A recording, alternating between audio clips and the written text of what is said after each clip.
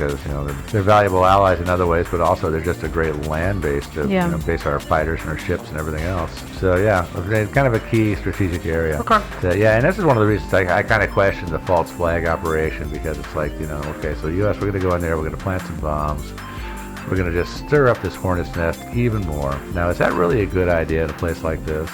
Place where you want to have a foothold. A place where do you really want to stir that hornet's nest anymore? But maybe. We'll talk about that. Yeah, we'll talk about that a little bit more in the theories. But as it's pretty obvious, though, not all these groups that he supposedly had all these shadowy ties to are necessarily compatible. And also, none of these connections was really well documented. They're just basically hearsay, loose talk that's printed in the papers. So I have no idea. If it's true that he was really seriously connected to all these groups, then this mystery may be significant, especially when you consider the potential of possible involvement of the U.S. government. The question is we don't know if any of this stuff is really true. Yeah, you'd have to be kind of a mastermind level negotiator to have ins and friendships with all of these groups and not have them all mad at him for being associated with the others. You know what I mean? Well, and it could have been something as obvious as maybe he had contacts with them in order, I'm going to be like, this is territory that you guys kind of consider to be your territory. So I'm going to be looking for sunken treasure in kind of a area you think is yours. So I just want to know who to bribe. Making sure he's not trespassing. Yeah, making sure. Just sort of want to clear it with the locals. It could have been as simple as that. That maybe he did have some sort of contacts along those lines, maybe. Yeah. Because I'm sure in some of these countries, we would look at it as, well, I want to look for sunken treasure off the U.S. coast. I'll talk to the U.S. government about it, and that's that. Well, it doesn't work that way in the rest of the world. When there's 7 organizations claiming the same hunk of ground? Yeah. It turns out even in America, it doesn't always work that way No, either, it really doesn't actually. Just in the federal government itself, you probably have to negotiate with 17 other organizations. Yeah, and then you probably, state and local governments as well. And then some other things, too. And probably the UN, and probably probably some local Indian tribes, and who knows?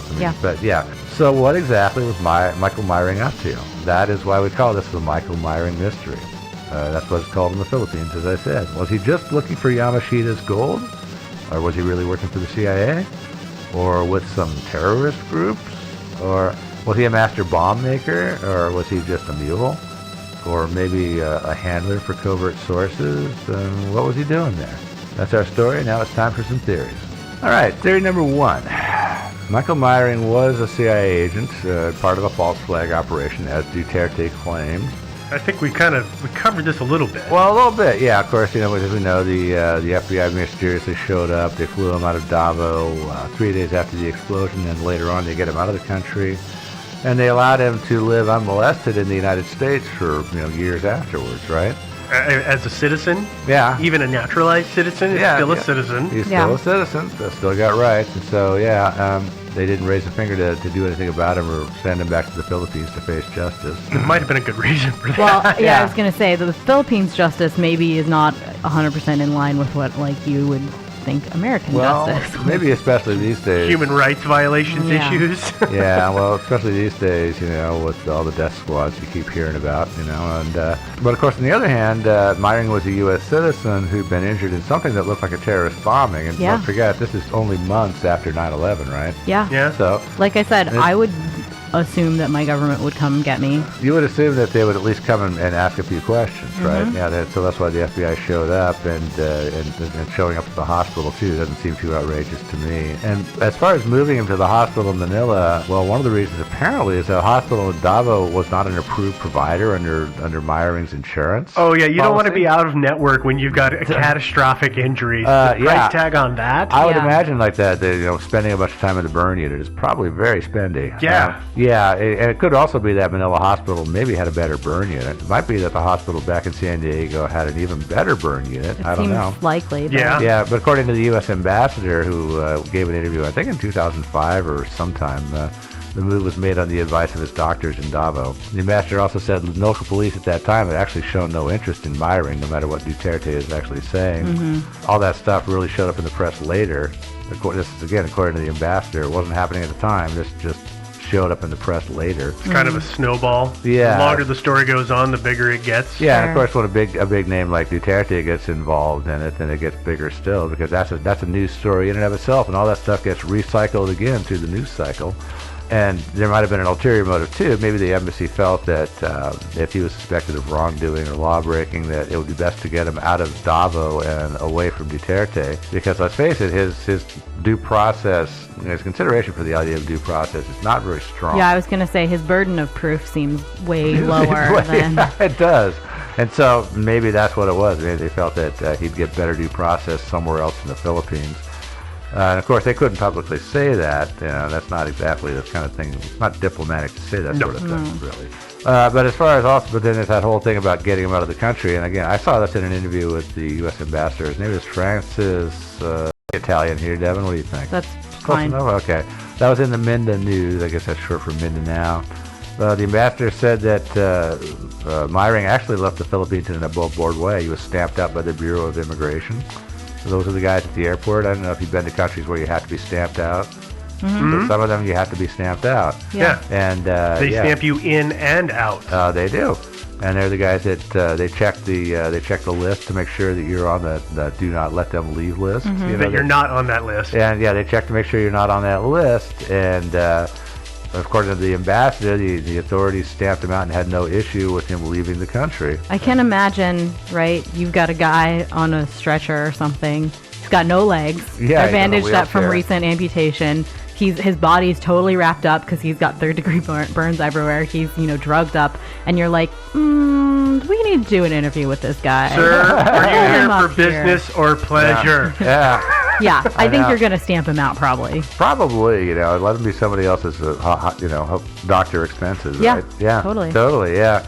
But, so apparently the charges weren't filed until after he'd left, or if they were filed before he'd left, apparently. And this happens a lot in the government. I don't know what it's like in the Philippines. Often one hand doesn't know what the other hand is doing. Yeah. It may well be that they just hadn't quite got around to notifying the guys at the airport that this guy was not supposed to leave the country. Or maybe somebody just got bribed. I don't know. Apparently, the Philippine government didn't actually officially notify the U.S. government of these charges against Michael Myring until January 2005. Wait. When did the explosion take place? In May 2002. Ha! So almost 3 years later, they finally notified, because there was a lot of stuff in the papers. It was a big controversy. But as far as the government goes, they can't just say, hey, U.S. citizen, we're reading some bad stuff about you in the papers in the Philippines, so we're going to put you on the next plane, and you better go back there and sort that stuff out. That's not the way it works, really.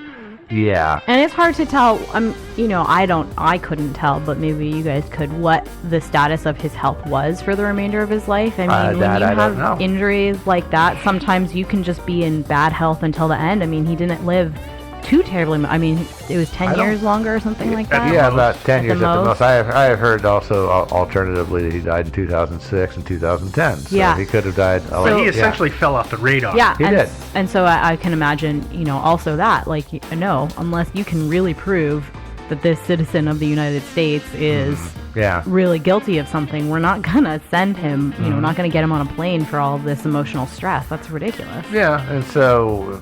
And it's going to have a physical toll on him. Oh, yeah. In ill health, Definitely. Probably. Yeah. I know that flying from the U.S. clear to that side of the world, it does take a toll on you, even if you're healthy. Yeah. That long plane flight, oh my God. So these are some of the reasons I'm a little skeptical about this whole CIA, shadowy U.S. government involvement sort of thing. Another problem I have with this idea is just the way Myring went about things. I mean, he kept a bomb in his friggin' hotel room. Yeah. Which does not make a lot of sense. No. Because it's not only unsafe, but it's not good operational security. For one thing, it's very damning evidence. If you get caught somewhere else, they search your... There's been all these bombings, and suddenly you're caught with a bomb. That doesn't look good. Yeah. So I can't believe that somebody who's with the CIA would do something that ridiculous. Also, it's unclear what would have set it off if it were just so unstable, but that's another good reason to not keep a bomb in your room, is that it might go off and you might lose your legs. That's a good reason. And the other thing is that CIA agents, if he was, don't go around telling people they're CIA agents, which he did. Well, what was he said? They were Christians in action. Christ in action, or something like that. Is what it stood for. It's like, no, No CIA agent worth their salt would do that. You know what? Yeah. That's just like those guys who wear the FBI shirts, the female body inspector. Yeah. It's the same thing. And they're like, oh yeah, I'm in the FBI. Like Chris, yeah, it's the same thing. I need to get me one of them. No. Really. No, you really don't. Well, actually, Joe, do you like to get punched in the face? Of because course, that might happen. Yeah. And the other thing I really kind of question about this is if he was a super secret agent with bomb making materials in his room, he went out of his way to call attention to those boxes to at least 3 hotel employees, which also doesn't seem like a bright. Because what you're really doing is you're really letting those guys know that there's either something dangerous or something really, really valuable inside those boxes, which kind of increases the likelihood they're going to get stolen. Yeah, you want to distract people or divert people from your thing of importance, not point it out.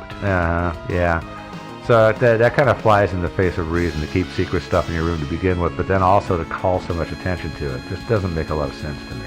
And then last of all, of course, what was the purpose? As I already said, the purpose was to gin up public antagonism towards certain groups. Well, maybe, but it doesn't make any sense, though. Well, yeah. I mean, like we said, if the U.S. wants to be there, it doesn't make any sense to just get everybody hot under the collar and try and tip over whatever regimes are in place, because you're pretty comfortable there. I disagree with that. Yeah? Yeah, I feel like a really great way to destabilize an area is to really bring the heat on a bunch of, get a bunch of organizations really, really mad at each other. Oh, sure. And then somehow come in and say like, whoa, we're peacekeepers. Let's talk about this and bring it back down, but to get that going. But that's a great theory. I like that idea, except I don't think we would be accepted as an honest broker in the Philippines. Oh, no, I absolutely agree with that. I'm just saying as a general theory of coming into a place, we've done that other places. Well, a lot of other places. I know we've done that a lot, but what I'm saying is that it doesn't appear that we would get any benefit from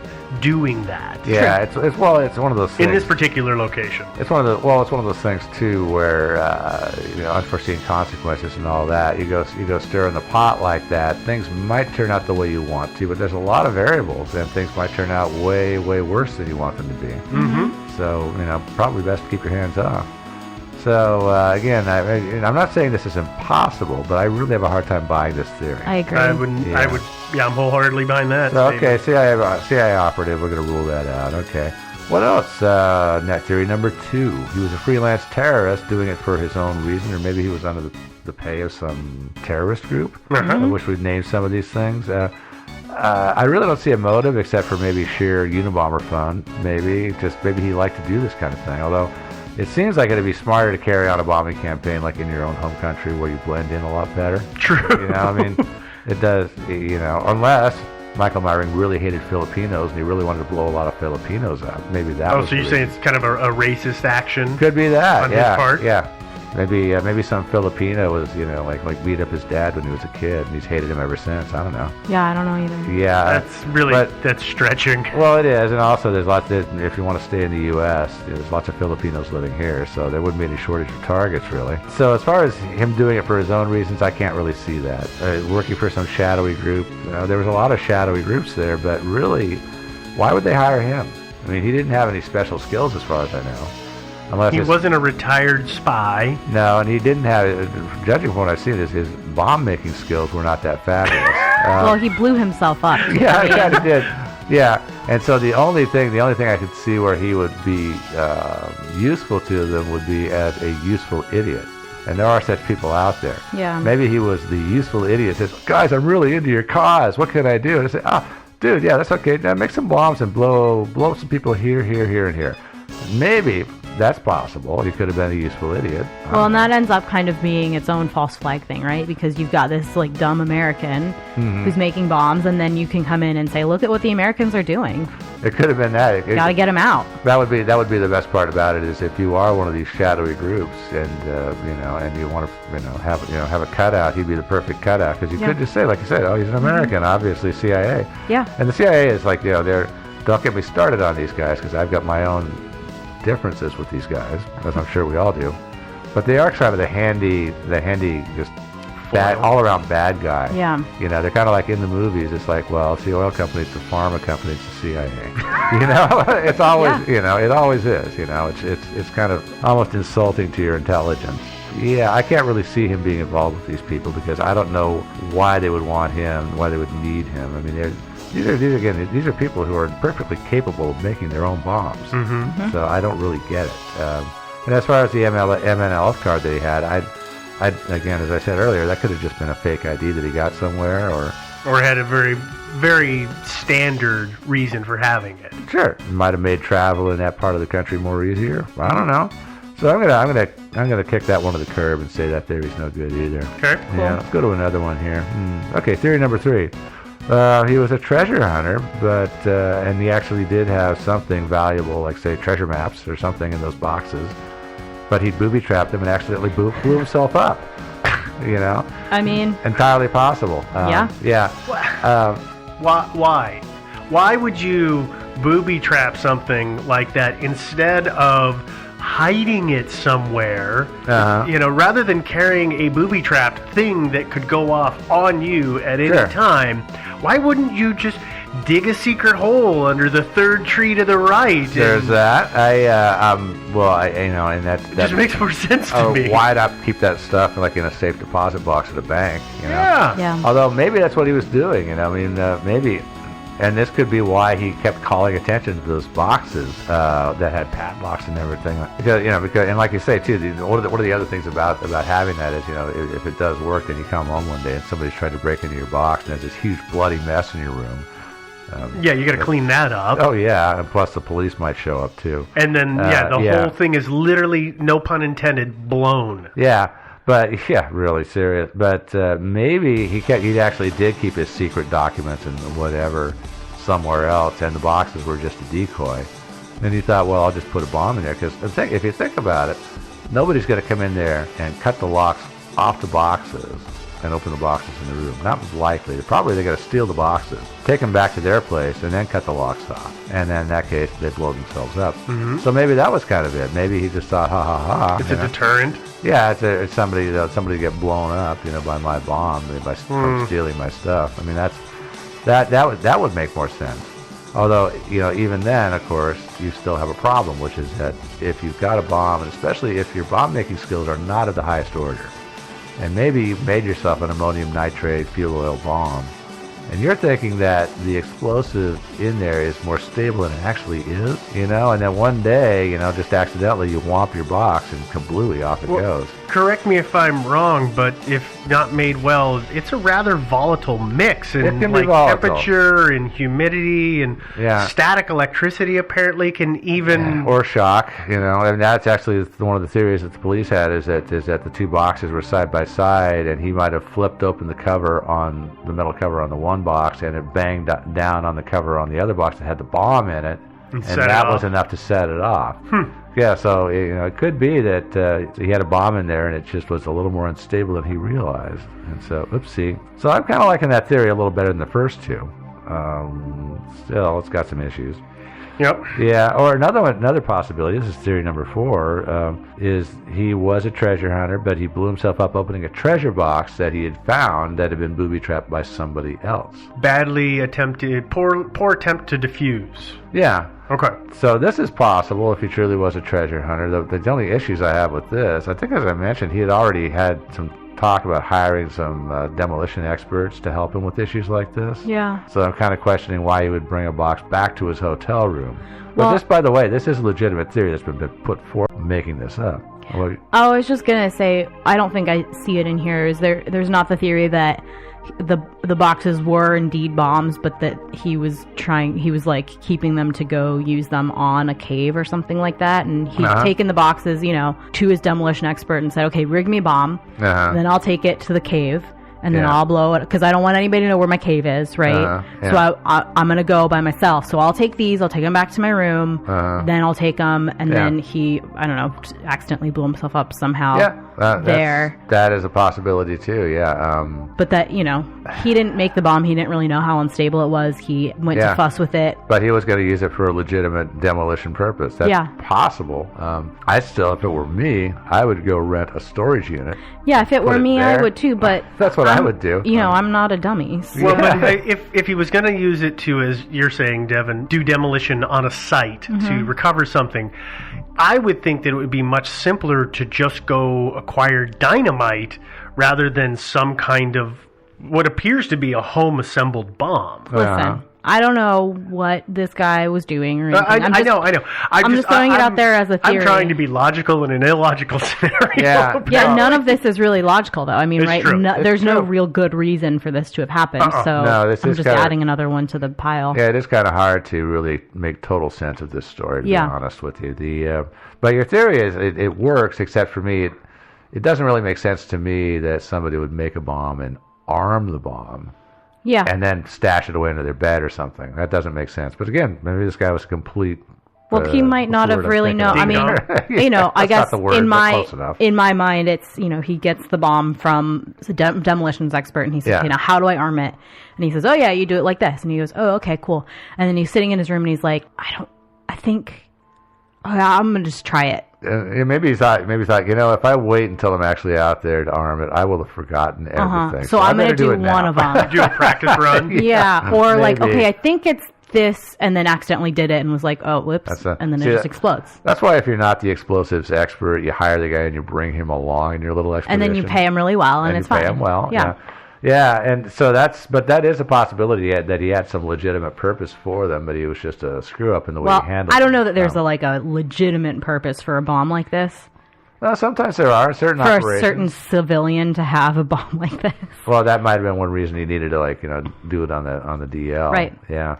But back to the theory that he was opening up a treasure chest that had been booby-trapped. No, that's fine. This gets back again to our demolition experts. He was talking about contracting with these guys to have them handle these delicate operations, which having to do with ordnance. And you would think that those would be the guys that you would task with opening up these boxes that potentially have been booby-trapped. Because let's face it, that wouldn't be a shock if the Japanese had left these crates in a cave somewhere. You would expect them to be booby-trapped, wouldn't you? Yeah. I sure would. Yeah. So, but still, why do you take it back to your hotel and pry the box open there? Right? A little continental breakfast, open up the booby-trapped bob. Yeah. Sounds like a normal morning to me. Well, I mean, I guess part of this could be that he thought they were diffused.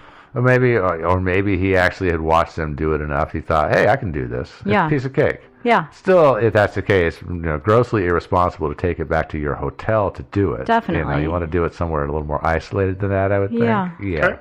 Although, he's going to blow himself up either way, right? Right, pretty much. Although actually it works out better for him because if it's somewhere more isolated, he probably just bleeds to death before the paramedics show up. Right. So, maybe that's why he did it. Maybe that's what saved his life. Yeah. But I'm having a hard time believing that he would actually be dumb enough. I mean, that to do this. Again, I didn't really know the guy. Maybe he was just that dumb, but the guy was an oncologist. This is not a low IQ person. Although there are, there's book smarts and there's street smarts. Well, and there's reasoning all between the two. Oh, I know. There are definitely people out there high IQ with not a lick of sense. That's, it's really, really true. So that's yet another theory down. Let's go to another theory here, which is that he was indeed a treasure hunter, but as we all know, he kind of fell in with that crowd, the shadowy Manila group that he was. Whichever one of the seven there are. Whichever one of these people they were. I mean, again, this is more potentially BS. I don't know, but this is the thing about this story is that it's about treasure. And as you all know, whenever the word treasure comes up, immediately clouds of BS immediately rise up out of the ground to surround the entire story. Right. That's one of the things that makes them so fun. I mean, because you hear these really fun, cool theories about it, but so later on, sorting out the wheat from the chaff makes it really, really hard. But this group of people, for reasons unbeknownst to us, decided that they would just, double cross him and plant a bomb in his room. So maybe that's what happened. Again, in the absence of any evidence, and we don't even know who these people were, if they even exist. It's kind of hard to credit this theory. I mean, if he had a shadow organization partner, they figure, all right, he's the treasure hunter. He can find the treasure. And finally, on this day, he finds the treasure. And they say, we don't need him no more. They say, okay, well, you take these 2 boxes as your finder's fee, right? They're, they all look the same, right? He opens one, and it's got, millions of dollars, and he says, okay, I'll take 2 boxes of my finder's fee. No problem. And they hand him one that's a bomb so that he can't ever... So they can double cross him. Yeah, I mean, so that they, ostensibly get rid of him, get rid of any evidence, and also they are free to just do whatever they want with the money, and there's no one who's not part of the organization who knows about it or where it was or anything like that. Then he sitting in his hotel room thinking, oh yeah, I have this money, I'm going to open this box. It opens it, and it's a bomb and blows him up. But doesn't actually quite do his job. Doesn't quite kill him, but at least in that case it put the fear of God in him, because he didn't squeal on anybody, did he? No, not that we know of. You'd think he'd have a motive, because obviously this cost him pretty dearly. Although it is entirely possible that, let's just presume for a second that the scenario that Devin just ran through is what happened. It's entirely possible that he squealed, but he did it to the U.S. government, and they used that information in some manner for their covert benefit. manner. We don't, we're like, oh, he obviously didn't squeal because nothing happened. Maybe stuff did happen. And it's just... We've just never been informed about it. It was done clever enough that we never knew. Yeah, it's entirely possible. It might be that they were actually able to suss out a connection between the previous bombings in the Philippines and the bomb makings that were found, the fragments that were left found. Maybe the Philippines and the U.S. government just sort of quietly worked it out behind the scenes, and everybody was satisfied. And they just didn't tell the president of the Philippines, and he keeps screaming. He wasn't the president at that time. Oh, that's true. It wasn't until fairly recently that he became president. That's true. Yeah, and so, and I get a feeling that he's got a kind of a big ego, and that part of it is his outrage was just his feeling that he'd been left out of the loop. I'm not going to say, but all I can say is that he's duly elected. If the Filipino people want him, then more power to him. Yeah. So let's come down to our bottom line here on this story. Whatever it is about this bomb, wherever it came from, I think he had some guilty knowledge of it, because as you will recall, he did, reportedly at least, tell the police while he was still bleeding and being taken from the room, say, oh, somebody threw a grenade in here. Is there any chance that there could have been a grenade that set off a bomb? Yeah.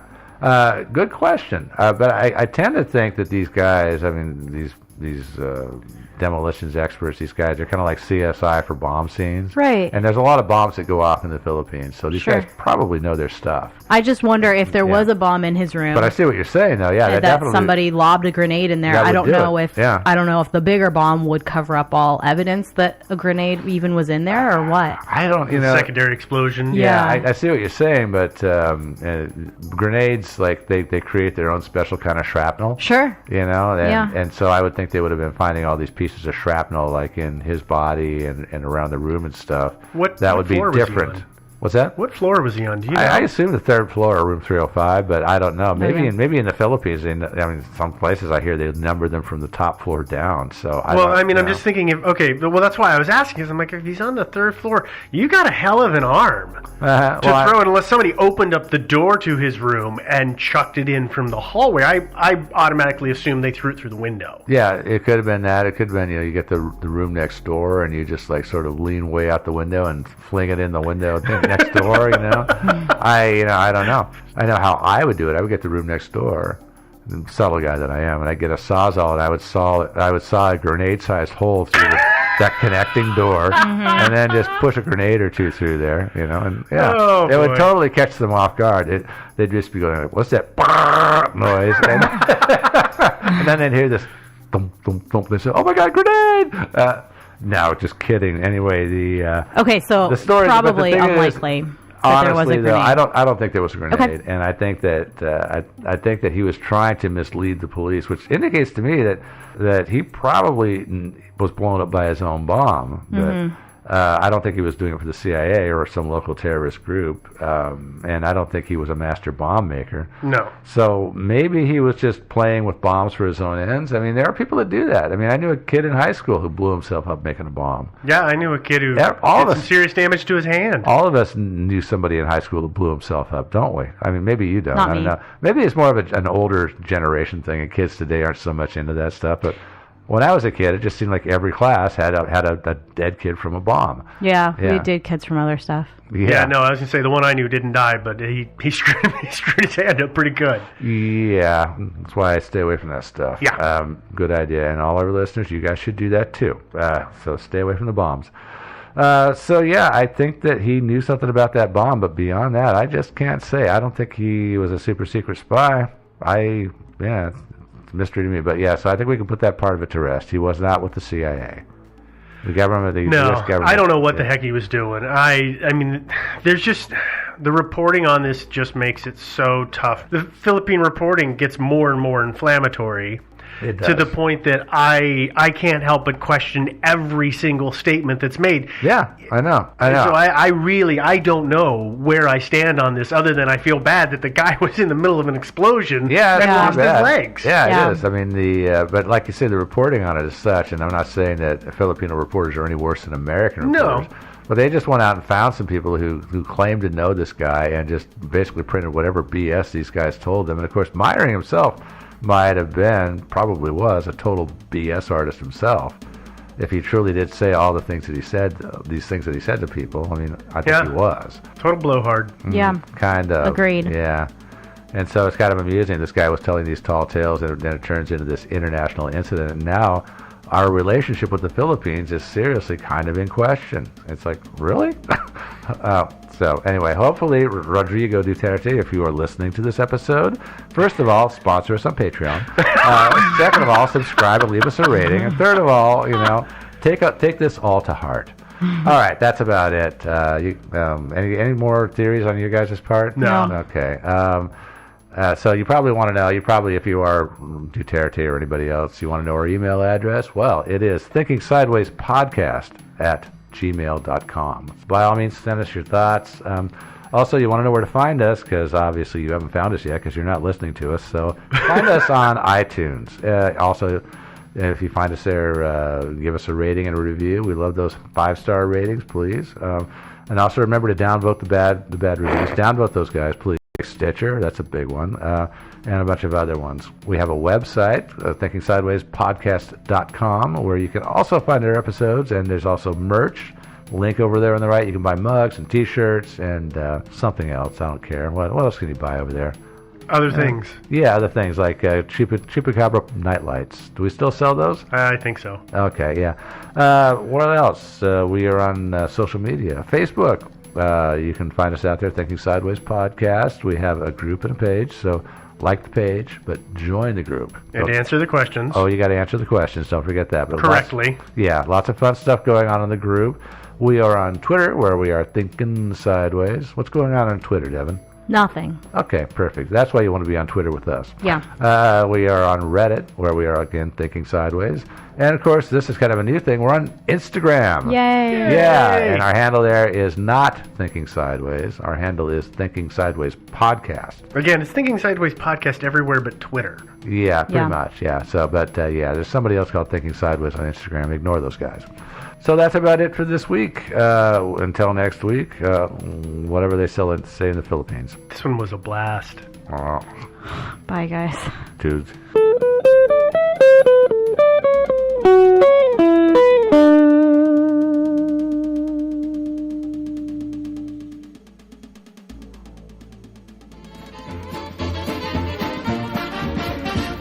Thinking Sideways. I don't understand. Does not compute. You never know. Insufficient data to formulate a reply. What? Stories of things we simply don't know the answer to. Well, hey there, and welcome again to another episode of Thinking Sideways.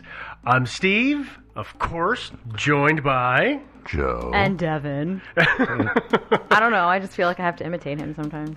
Oh, the deep voice. Yeah. Mm-hmm. Okay. I'm high pitched, but I'll be high pitched from now on. Okay, and I'll go low. Okay.